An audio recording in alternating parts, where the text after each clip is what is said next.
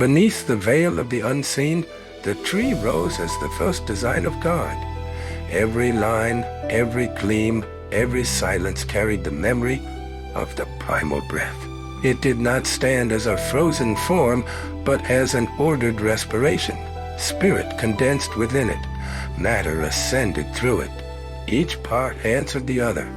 Root feeding crown, crown inspiring root, in an endless circulation of conscious light. The Sepharoth shone as spheres of intelligence, bound together by currents of fire and breath. Each received from the one before, transmitted to the one after, and preserved the balance of the whole. None existed in isolation. Their interaction gave birth to the world. Their dialogue wove the very fabric of reality, a ceaseless exchange between idea, form, and life. The paths traced the language of movement between these spheres. They did not merely connect, they carried the flow of forces. Through them, severity softened into mercy. Wisdom merged with understanding, and power turned into love. Each path held the memory of a sacred union, linking the Sepharoth like the nerves of a divine body, quivering with awareness. The three pillars bestowed verticality upon this living architecture.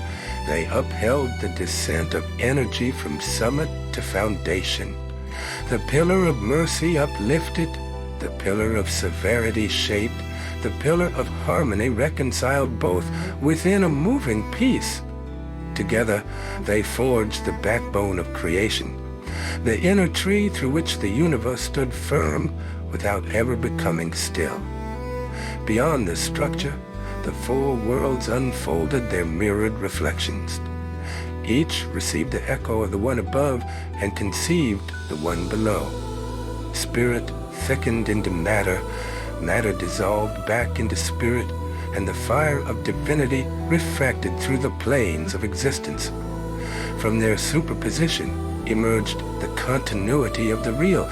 Nothing separated, everything resonated. The tree then unveiled its secret.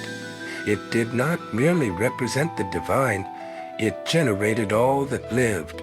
The Sepharoth, the paths, the pillars, and the worlds intertwined like notes of the same cosmic melody. Humanity, in turn, carried this structure within. The soul followed the same circuits, thought walked the same paths. Emotion reflected the same correspondences. And within the silence of revelation, clarity dawned.